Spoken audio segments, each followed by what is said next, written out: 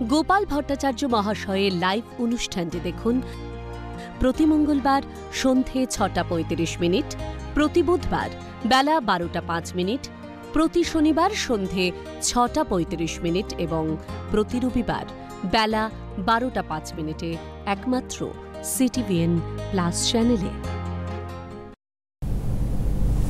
নমস্কার, সকল দর্শক বন্ধুদেরকে স্বাগত জানিয়ে শুরু করছে এই মুহূর্তের অনুষ্ঠান। এই সময়টা আপনারা প্রত্যেকেই জানেন আজকাল পরশুর সময়, আর আজকাল পরশুর সময়ে প্রত্যেক মঙ্গলবার শনিবার সন্ধে ৬:৩৫, প্রত্যেক বুধ এবং রবিবার বেলা ১২:০৫। আজকে বুধবার সময় ১২:০৫। এখানে দাঁড়িয়ে এই পর্বে অবশ্যই তাকে স্বাগত জানিয়ে নেব যার অনুষ্ঠান কৃষ্ণমূর্তি ইনস্টিটিউট অফ অ্যাস্ট্রোলজির অধ্যক্ষ স্বনামধন্য জ্যোতিষী শ্রী গোপাল ভট্টাচার্য। স্বাগত দাদাকে, নমস্কার। ধন্যবাদ। আগামী ৭ই সেপ্টেম্বর অর্থাৎ শনিবার গণেশ চতুর্থী পড়েছে, আর আমাদের হিন্দু শাস্ত্রে ভগবান গণেশ ওতপ্রোতভাবে জড়িত। প্রত্যেকেরই বাড়িতে কম বেশি একটা করে গণেশের মূর্তি থাকে বা গণেশের ছবি থাকে, কারণ গণেশকে সর্বসিদ্ধিদাতা বলা হয়, গণেশকে সর্ববিঘ্ন নাশ করে সেটা বলা হয়।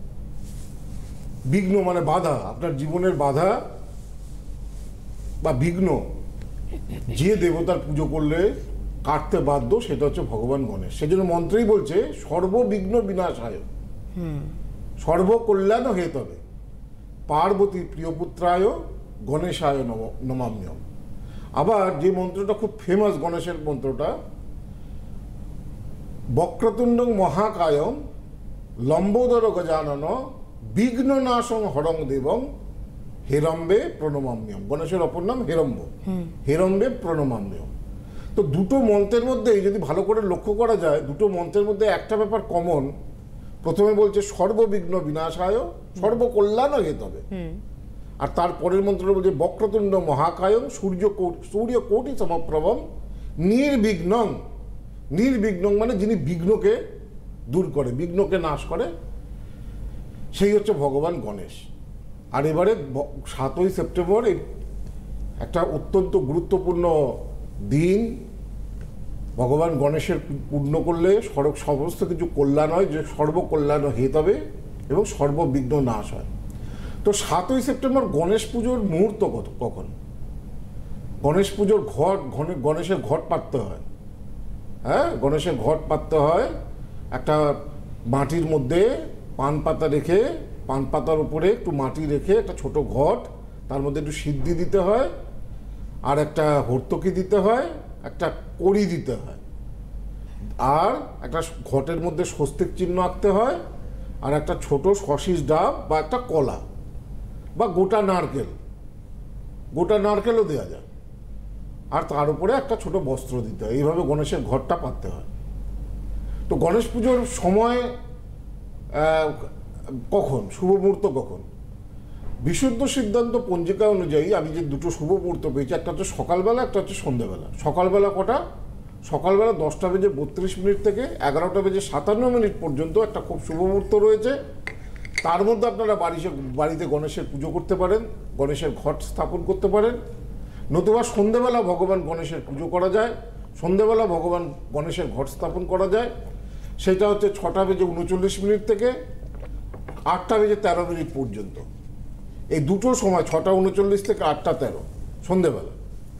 তো এই দুটো সময়ে আপনারা গণেশের পুজো, গণেশের ঘট স্থাপনা করবেন, গণেশের পুজো করবেন। আজকে গণেশ চতুর্থী নিয়েই আমি বলবো যে উপাচার কি উপাচার করলে গণেশের প্রিয় ফুল কি? সাদা, যে কোনো সাদা ফুল না, গণেশের প্রিয় ফুল হচ্ছে লাল। হ্যাঁ, হয় গোলাপ ফুল দাও, আচ্ছা, না হলে রক্ত করবী ফুল দাও। গণেশের প্রিয় ফুল লাল করবী ফুল দাও। গণেশের লাল, সাদা মালা তো সাদা মালা দেওয়া যেতে পারে, তাতে অসুবিধা নেই। সাদা মালা, হলুদ মালা দেওয়া যেতে পারে, কিন্তু গণেশের প্রিয় ফুল আমরা যখন হোমে, যখন ভগবান গণেশের যখন আহুতি দিই, তখন আমরা বলি কি গণেশের শক্তিশালী বীজ মন্ত্র কি, কোন মন্ত্র পাঠ করলে সব থেকে মানে সব থেকে বাধা কাটে, সেই মন্ত্রটা হচ্ছে ওম গ্লোম গং গণপতায় স্বাহা। এটা হচ্ছে গণেশের সব থেকে শক্তিশালী বীজ মন্ত্র, ওম গ্লোম গং গণপতায় স্বাহা। হ্যাঁ, কেন নম লাস্টে বললে প্রত্যেকটা মন্ত্রের তিনটে মানে পুরুষ মন্ত্র, স্ত্রী মন্ত্র এবং তীব মন্ত্র, নির্জীব মন্ত্র। যে মন্ত্রে, যে বীজ মন্ত্রের শেষে নম থাকে, সেই বীজ মন্ত্রে কোনো কামনা বাসনা জানানো যায় না। কিন্তু তুমি কামনা নিয়ে যদি কিছু করতে চাও, তাহলে বীজ মন্ত্রের শেষে ফট থাকলে সেটাকে বলে পুরুষ মন্ত্র, বীজ মন্ত্রের শেষে সা থাকলে সেটাকে বলা হয় স্ত্রী মন্ত্র, এবং বীজ মন্ত্রের শেষে নম। অন্য মন্ত্র বক্রতুণ্ড মহাকায়ম সূর্যকোটি সমপ্রভম নির্বিঘ্ন কুরুমে দেবম সর্বকার্যেষু সর্বদা। এই লাস্টে যদি কোনো মন্ত্রের যদি নম থাকে, প্রণাম মন্ত্রের নম থাকুক ক্ষতি নেই, সেখানে কোনো অসুবিধা নেই। কিন্তু বীজ মন্ত্রের ক্ষেত্রে আমি পার্টিকুলার বলতে চাইছি, বীজ মন্ত্র 3 ধরনের হয়। একটা হচ্ছে পুরুষ বীজ মন্ত্র, একটা হচ্ছে স্ত্রী বীজ মন্ত্র, একটা হচ্ছে ক্লীব নপুংসক বীজ মন্ত্র যেটাকে বলা হয়।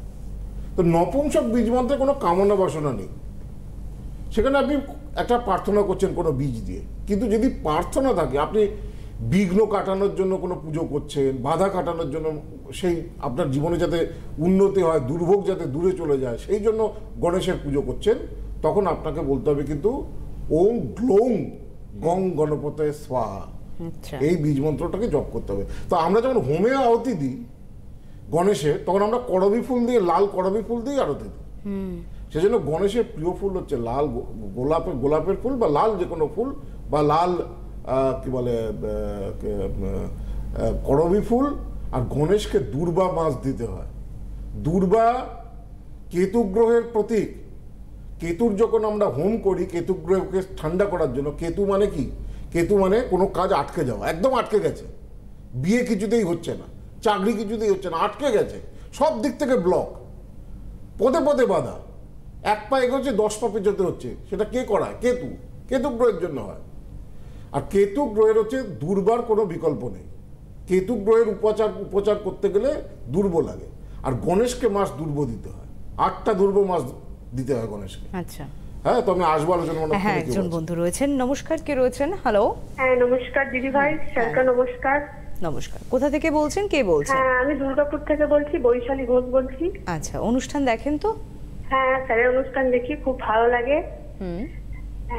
আর আমার দিদি ভাই গিয়েছিল, দিদি ভাই তার হাজবেন্ডের জন্য, জামাইয়ের জন্য গিয়েছিল ব্যবসার জন্য। তো এখন ব্যবসা ভালো আছে, এখন ভালো আছে ওরা। আচ্ছা, বেশ, বলো ভালো। তোমার নাম কি বললে? Vaishali Ghosh. Date of birth বলো। 30 এপ্রিল 1994। 30 এপ্রিল 1994। সময় বলো। ভোরবেলা 5টা 5। ভোর 5টা বেজে 5 মিনিট। কোথায় জন্ম? দুর্গাপুর। দুর্গাপুরে। দুর্গাপুরেই থাকে। দুর্গাপুরে আমার খুব রিসেন্ট চেম্বার রয়েছে। যারা দুর্গাপুরে থাকেন, তারা দুর্গাপুরে আমাদের যে হেল্পলাইন নাম্বারটা দেখে নেবেন, 9748749041। এটা হচ্ছে দুর্গাপুরে যারা নাম লেখাবেন, দুর্গাপুরের নাম্বার 97487490, সেখানে যোগাযোগ করতে পারেন। 19 তারিখ কিন্তু দুর্গাপুরে সামনেই চেম্বার রয়েছে দুর্গাপুর। শনিবার জন্মবার ছিল। হ্যাঁ। তোমার মেষ লগ্ন ধনু রাশি, মেষ লগ্ন ধনু রাশি জন্ম, এগুলো এটা জানো? হ্যাঁ স্যার, মেষ রাশি, মেষ লগ্ন ওটা জানি। ধনু রাশি জানতে না? না। আচ্ছা, মেষ লগ্ন ধনু রাশি, মূলা নক্ষত্র, দেবাড়িগণ বা রাক্ষসগণ। দেখো, তোমার জন্মছকে প্রথম কথাই বলি, লগ্নের দ্বাদশে মঙ্গল চলে গেছে, তার মানে মাঙ্গলিক দোষ হয়ে গেছে, তার মানে প্রবল মাঙ্গলিক। 30 বছর বয়স, তার মানে এখনো বিয়ে থা হয়নি তো? না স্যার, বিয়ের ব্যাপারে একটু জানতে চাইছি। বিয়ে হয়নি তো? না স্যার, হয়নি বিয়ে। হ্যাঁ, সেটাই তো বলছি, 30 বছর বয়স, বিয়ে হচ্ছে না, এই হচ্ছে তোমার মূল সমস্যা। মাঙ্গলিক দোষ রয়েছে প্রবল, তার সঙ্গে বিবাহকারক গ্রহ শুক্র কেতুর সঙ্গে বসে রয়েছে। এই দুটো জায়গাকে কারেকশন করতে হবে, নাহলে বিয়ে হতেও বাধা আসবে, বৈবাহিক জীবন পরবর্তীকালে ভীষণ সমস্যা করবে, ডিভোর্স বা সেপারেশন পর্যন্ত হয়ে যেতে পারে। স্যার, বিয়েটা কবে নাগাদ হতে পারে? হ্যাঁ, বিয়েটা কবে নাগাদ? বিয়ে মোটামুটি এখনো 1.5-2 বছর সময় লাগবে। এখনো 1.5-2 বছর? হ্যাঁ, কারণ মাঙ্গলিকটা কাটাও, তাহলে তারা অনেক আরো এগিয়ে আসবে বিয়ের সময়। মাঙ্গলিক দোষ থাকলে বিয়ে প্রবল মাঙ্গলিক হয়ে গেলে 32-33 বছর চলে যায় বিয়ে হতে। আমার কি কোনো কি ক্যারিয়ারের যোগ আছে, মানে চাকরি বাকরি কিছু হবে? তুমি কি আর্টস নিয়ে পড়েছো? হ্যাঁ স্যার, আর্টস নিয়ে। তুমি কোন স্কুলে পড়ানোর চেষ্টা করো। স্কুলে? হ্যাঁ, ছোটখাটো স্কুলগুলো নেই? হ্যাঁ, ছোটখাটো স্কুলগুলোতে। দেখো মাঙ্গলিক দোষ রয়েছে, জড়ত্ব দোষ রয়েছে, চাকরি বাকরিও হয়নি, এগুলো তো এগুলো দেখাতে হবে। সামনে মহালয়া অমাবস্যা আসছে, খুব গুরুত্বপূর্ণ তিথি। আবার বলি, যারা কৌশিকী অমাবস্যা আমাদের এখানে এসেছিলেন দেখেছিলেন আমাদের পুজো কত নিষ্ঠা করে হয়। এই যে মাঙ্গলিক দোষ, শুক্র কিন্তু একসঙ্গে জড়ত্ব দোষ, জীবনে এগোতে দেয় না, উন্নতি হতে চায় না। এই দোষগুলোর গ্রহগত পুজোগুলো করতে হয়। এই মহালয়া অমাবস্যাতেও আমাদের গ্রহগত প্রতিকারের পুজোগুলো হবে, সুযোগ রয়েছে। তো এখন বেশি দিন আর না, কেন সামনেই তো মহালয়া রয়েছে, বেশি দিন আর নেওয়া হবে না, আর সপ্তাহ দুয়েক নাম নেওয়া হবে সব চেম্বারে মহালয়া অমাবস্যায়। প্রচুর ভিড় হয়, প্রচুর ভিড় হয়। কৌশিকী অমাবস্যাতে আমরা শেষের দিকে অনেককে নিতে পারি, মানে নিইনি বলবো না, মানে নেওয়ার জায়গা ছিল। তারা তো অলরেডি রয়েছেন, তারা রয়েছে, তার মানে ভাবো 200-250 লোক মহালয়া অমাবস্যার জন্য রেডি রয়েছে। তাহলে তো সুতরাং আর 2 সপ্তাহের মতো বুকিং নেওয়া হবে মহালয়া অমাবস্যার জন্য। যারা মানে দেখাতে চাইছেন, গড়িয়াহাট, বারাসাত, দুর্গাপুর, এগুলো চেম্বারগুলো রয়েছে, সেখানে আপনারা যোগাযোগ করতে পারেন। এছাড়া অনলাইনে যারা দূর থেকে আসতে পারছেন না, তারা অনলাইনেও দেখাতে, অনলাইনে যতক্ষণ ইচ্ছা আপনি আমার সঙ্গে কথা বলতে পারেন ভিডিও কনফারেন্সের মাধ্যমে। 8017301566 যা যা আপনার প্রশ্ন, যা যা জিজ্ঞাসা, ক্যারিয়ার, বিয়ে, চাকরি বাকরি কবে হবে, সমস্ত কিছু আমি ডিটেলিংয়ে বলবো, টাইম টু টাইম ফ্রেম করে করে। আর একটা সময়ও পাওয়া যাবে। হ্যাঁ, তো অনলাইনে, অনলাইন মানে video conference, WhatsApp video calling আমি কথা বলবো। 8017301562 এটা হচ্ছে না। আর আগামী চেম্বার কিন্তু অনেক জায়গাতেই রয়েছে, সেগুলো একটুখানি নোট করতে থাকুন। সেটা হচ্ছে কিন্তু আপনারা 6 তারিখ শিলচর পাচ্ছেন, 11 তারিখ বহরমপুর, 13 তারিখ বর্ধমান, 15 তারিখ গৌহাটি, 17 তারিখ কৃষ্ণনগর, 19 তারিখ দুর্গাপুর, 21 তারিখ কোচবিহারে পেয়ে যাবেন, পাচ্ছেন 26 তারিখ ব্যাঙ্গালোর, 27 তারিখ মুম্বাই এবং 30 তারিখ আন্দামান রয়েছে। পাশাপাশি রয়েছে 25শে অক্টোবর দিল্লি, আর সেপ্টেম্বরের 28 তারিখ হলদিয়াতেও চেম্বার রয়েছে। যারাই যোগাযোগ করতে চাইছেন স্পেশালি, তো আপনাদের 3টে নাম্বার থাকছে সমস্ত চেম্বারের জন্য, কিন্তু আমি যে দুটোকে বেশি উল্লেখ করবো সেটা হচ্ছে দুর্গাপুর চেম্বারের জন্য বুকিং নাম্বারটা 9748749041। এছাড়া বারাসাতের জন্য তো আলাদা একটি নাম্বার রয়েছে 8584038640। এছাড়াও কলকাতা চেম্বার কেবলমাত্র দক্ষিণ কলকাতার গড়িয়াহাটে, সেটার জন্য নাম্বার রয়েছে। এছাড়া সমস্ত চেম্বারের জন্য আপনারা বুকিং করুন 8584038631, 8584038635, সেম নাম্বার লাস্টে 37। আমি আসবো দাদা। মহালয়া অমাবস্যাটাও কিন্তু খুব জোরালো অমাবস্যা, তার কারণ এটা পিতৃপক্ষের শেষ, দেবী পক্ষের সূচনা। এই জন্যই মহালয়া অমাবস্যা এত গুরুত্বপূর্ণ। বীরেন্দ্র কৃষ্ণ ভদ্রের চণ্ডীপাঠে এখনো বাঙালির মহালয়া অমাবস্যায় ঘুম ভাঙে একদম। তো মহালয়া অমাবস্যাটা হচ্ছে পিতৃপক্ষের শেষ, দেবী পক্ষের সূচনা, অত্যন্ত পাওয়ারফুল অমাবস্যা। এই অমাবস্যায় মাঙ্গলিক দোষ, জড়ত্ব দোষ, দারিদ্র দোষ, শনির সাড়ে সাথী, কালসর্প দোষ, এই যে দোষগুলো যেগুলো আমাদের জীবনে বিভিন্ন রকম সমস্যা তৈরি করে, সেই দোষগুলো প্রতিকার করার গ্রহগত, শুধু প্রতিকার তো করলেই হবে না। দেখুন, আপনি কাউকে দেখাচ্ছেন, হরোস্কোপ দেখলো আপনার, দেখে আপনাকে একটা কিছু দিয়ে দিল, আপনি পড়ে বাড়ি চলে গেলেন। আধ্যাত্মিকতায় বিশ্বাস রাখতে হবে। ঈশ্বরের ঊর্ধ্বে কেউ নেই, ভগবানের ঊর্ধ্বে কেউ নেই। আমাদের শাস্ত্রে যেভাবে বিধি বলে গেছে, যেই সমস্ত দোষের বিধিগুলো বলে গেছে যেভাবে, সেগুলো যদি যথাযথ নিয়মে, তার যদি প্রতিকার, তার যদি পুজো, তার যে গ্রহগত দোষের পুজো এবং তার যে আহুতি, হোমে আহুতি, সেগুলো যদি দেয়া যায়, এই যে বিয়ের সমস্যা, চাকরির সমস্যা, আর্থিক সমস্যা, কর্মক্ষেত্র সমস্যা, পড়াশোনা নিয়ে সমস্যা, দেখবেন এগুলো মিটে যায় ঈশ্বরের আশীর্বাদে। লক্ষ লক্ষ লোককে আমি দেখেছি আমার এই 34 বছরের অ্যাস্ট্রোলজিক্যাল ক্যারিয়ারে। হ্যাঁ, তো তারা এগুলো, আর আধ্যাত্মিকতা জানবেন শান্তির পথ দেয়। আমাদের জীবনে যেমন খাওয়া দাওয়া থাকবে, যেমন ঘুরে বেড়ানো থাকবে, যেমন সংসার প্রতিপালন থাকবে, তার সঙ্গে যদি আধ্যাত্মিকতা মিশে থাকে, ঈশ্বরের প্রতি যদি একটু মন থাকে, দেখবেন আপনি আধ্যাত্মিক বল, মানসিক বল আর শারীরিক বল, এই 3টে বল হচ্ছে দরকার। শক্তি হচ্ছে দরকার। মানসিক বল, আমি যে কিছু করব, আমাকে তো মানসিক শক্তি থাকতে হবে, এটাকে বলেছি মানসিক বল। শারীরিক বল, আপনি করলেও আপনার যদি শরীর যদি সুস্থ না থাকে, আপনি কিছু করতে পারবেন না, যদি অসুস্থ হয়। আর একটা জিনিস দরকার হচ্ছে আধ্যাত্মিক বল। আধ্যাত্মিক বল হচ্ছে নিজেকে ঈশ্বরের প্রতি সঁপে দেওয়া। ঈশ্বরের আশীর্বাদ থাকলে সব কাজ এই 3টে বল যদি আপনার জীবনে থাকে, আধ্যাত্মিক বল, মানসিক বল এবং শারীরিক বল, তাহলে আপনি সফল ব্যক্তি হবেন। নিশ্চয়ই। একজন বন্ধু রয়েছেন আমাদের সঙ্গে টেলিফোন লাইনে। নমস্কার, বলুন কে রয়েছেন? হ্যালো ম্যাম, নমস্কার। হ্যালো ম্যাম, নমস্কার। স্যারকেও নমস্কার। নমস্কার। আমি আমার মেয়ের সম্বন্ধে একটু জানতে চাচ্ছিলাম। আচ্ছা, অনুষ্ঠান নিশ্চয়ই দেখেন নিয়মিত? অবশ্যই অনুষ্ঠান দেখি। আমার জাতীয়ত দাদা স্যারের কাছে গিয়ে বিয়ের ব্যাপারে খুব উপকৃত হয়েছে। আচ্ছা, তাই জন্য আমি আমার মেয়ের সম্বন্ধে একটু জানতে চাই। মেয়ের নাম বলুন। বলুন। মেয়ের নাম অনুসুয়া দে মজুমদার। বলুন, ডেট অফ বার্থ বলুন। 9th October 1994। 9th October 1994। Time? সময়? সকাল 9টা 23। সকাল 9টা 23। কোথায় জন্মস্থান? কলকাতা। কলকাতাতে। দেখি হরোস্কোপটা কতটা ভালো, কতটা পাওয়ারফুল। একটা হরোস্কোপ দেখলেই বোঝা যায়। একটা গ্লান্স, মানে আমার এখন এমন হয়ে গেছে, একটা গ্লান্স দেখলেই বোঝা যায় হরোস্কোপের স্ট্রেন কতটা, কত দূর যাবে, কত দূর এগোবে, কত দূর পড়াশোনা হবে। রবিবার ছিল জন্মবার? হ্যাঁ, রবিবার ছিল। বৃশ্চিক লগ্ন, বৃশ্চিক রাশি, জ্যেষ্ঠা নক্ষত্র, দেবাড়িগণ বা রাক্ষসগণে জন্ম। কেমন? তো দেখুন, এইটা হচ্ছে হরোস্কোপ। এটা হচ্ছে হরোস্কোপ। দেখি কি বলছে হরোস্কোপে, জন্মছকে। হরোস্কোপে এখানে যেটা দেখতে পাচ্ছি যে লগন চাঁদা মেয়ে, শিক্ষাস্থানে চতুর্থপতি চতুর্থে বসে আছে, পড়াশোনা ভালো হবে, ভালো চাকরি বাকরিও পাবে, আর্থিক দিকে জীবনে দাঁড়াবে। এই যে বললাম, একটা চার্ট দেখলে বোঝা যায় আপনার মেয়ের চার্টে কর্মক্ষেত্র নিয়ে কোনো সমস্যা হবে না, আর্থিক ভাগ্য ভালো, ভালো চাকরি করবে, বিদেশ যাত্রারও যোগ আছে। কিন্তু মেইন ব্যাপার হচ্ছে এর সমস্যা যেটা, সেটা হচ্ছে বিয়ে। এখনো পর্যন্ত বিয়ে হয়নি, বিয়ে ঠিক করে উঠতে পারছে না। কি বললাম বুঝতে পারছেন? আপনি কেন ফোন করেছিলেন, মানে কোনো একটা তো জানবার? বিয়ের জন্য। আমার জাতীয়ত দাদা উপকৃত হয়েছে, তাই জন্য বিয়ের ব্যাপারে। মেয়ের বিয়ে হয়ে যাবে খুব তাড়াতাড়ি। খালি কি বলে 2024-এ এবছরেই ভালো যোগ আছে মেয়ের বিয়ে হওয়ার। খালি একটা জায়গায় যদি একটু ঠিক করতে পারে সেটা ভালো হয়। ওর শুক্র এই যে জায়গাটায় বুধ শুক্র বৃহস্পতি রাহু একসঙ্গে চলে গেছে, এই জায়গাটাকে যদি একটু কারেকশন করা যেতে পারে এবছরেই বিয়ে ভালো যোগাযোগ আসবে। ঠিক আছে? ঠিক আছে স্যার, যাব।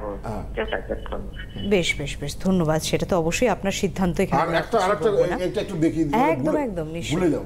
আচ্ছা, এখন পুজো উপলক্ষে আপনাদের দুটো গিফট আমার তরফ থেকে থাকছে। এই দুটো গিফট, একটা হচ্ছে সৌভাগ্য পেঁচা, এটা পুরো মেটালের তৈরি, আর একটা হচ্ছে অষ্টধাতুর কুবের। আমি একটু পেঁচাটাকে জুম করে দেখাতে বলবো। এটা পুরো মেটালের তৈরি। দেখুন, ছাতা দেওয়া রয়েছে, পেঁচাকে এইভাবেই বসাতে হয়, সৌভাগ্য পেঁচাকে। ওপরে মাথায় ছাতা থাকবে এবং সেটা মেটালের হবে। এবং হ্যাঁ, এটা হচ্ছে সৌভাগ্য পেঁচা, কত পুরো মেটালের তৈরি। আর চোখের মধ্যে জেড স্টোন দেওয়া রয়েছে, আর তার পাশে দেখুন অষ্টধাতুর কুবের। হ্যাঁ, কুবের জানেন তো, বাড়িতে সবার মা লক্ষ্মী রয়েছে, আর ধন সম্পত্তি অর্থ রক্ষা করে কে? কুবের। এটা অষ্টধাতুর তৈরি কমপ্লিটলি। এই দুটো জিনিস মহালয়া পর্যন্ত, মানে দুর্গাপুজো পর্যন্ত আমি বলবো যে এই দুটো জিনিসকে এবারে নবমী তিথিটা বৃহস্পতিবার পড়েছে, আর নবমীতে মানে মহানবমীতে বাস্তুদোষের যে কোনো প্রতিকার বাড়িতে রাখা, যেমন এই যে পেঁচাটা, সৌভাগ্য পেঁচা বাড়িতে রাখলে অর্থনাশ হবে না। এই পেঁচা রাত্রের প্রহরী, নিশি প্রহরী, তো আপনার বাড়িতে তিনি প্রহরী রূপে থাকবে। এটাকে ঠিকমতো প্রতিষ্ঠা করতে পারলে বাড়িতে কোনো দুর্ঘটনা বা বিপদ ঘটবে না। যে বাড়িতে ঈশান কোণে বাথরুম রয়েছে, টয়লেট রয়েছে, বা দক্ষিণ বা পশ্চিমমুখী দরজা রয়েছে, মাস্ট এই পেঁচাটা রাখা উচিত। সৌভাগ্য পেঁচা বাড়িতে থাকলে বাড়িতে কারোর ওপর কুনজর থাকে না, টুকটাক কালা জাদু ভৌতিক উপদ্রব হয় না, সৌভাগ্য পেঁচা যদি বাড়িতে যদি থাকে। আর কুবের হচ্ছে অর্থের দেবতা। আমি কুবেরটাকে একটু দেখাতে বলবো সাইড করে। কুবের হচ্ছে অর্থের দেবতা। লক্ষ্মীর সঙ্গে কুবেরকে প্রতিষ্ঠা করতে হয়। বলে না কুবেরের ধন। হ্যাঁ, তো লক্ষ্মীর সঙ্গে প্রতিষ্ঠা করতে হয়। তো আমি যারা এখন যে চেম্বারেই দেখাবেন, এই দুটো জিনিস একসাথে, দুটো কেন, তিনটে, আরো একটা, এই যে দেখো সৌভাগ্য পেঁচা একটা, ছাতা একটা, হ্যাঁ সে তো অবশ্যই, হ্যাঁ, আর তার সঙ্গে কুবের, তার কটা হলো? তিনটে আইটেম। তিনটে জিনিস আপনারা প্রত্যেকে উপহার হিসেবে মানে এটার উপর বসে থাকাতে আরো মানে হয় না, না এটা সৌভাগ্য পেঁচাকে এইভাবে কি রাখতে হয়? হ্যাঁ আচ্ছা, সৌভাগ্য পেঁচা নালে তোমার যেটা সৌভাগ্য দেবে, ফরচুন দেবে, তাকে তো তোমাকে সুন্দরভাবে সুন্দর রূপে প্রতিষ্ঠা করতে হবে। আর দেখবে দুর্গা ঠাকুর হোক, কালী ঠাকুর হোক, সবার মাথায় একটা চাঁদোয়া থাকে, চাঁদোয়া মাছ দিতে হয়, খোলা ইয়েতে থাকে না, ঠিক।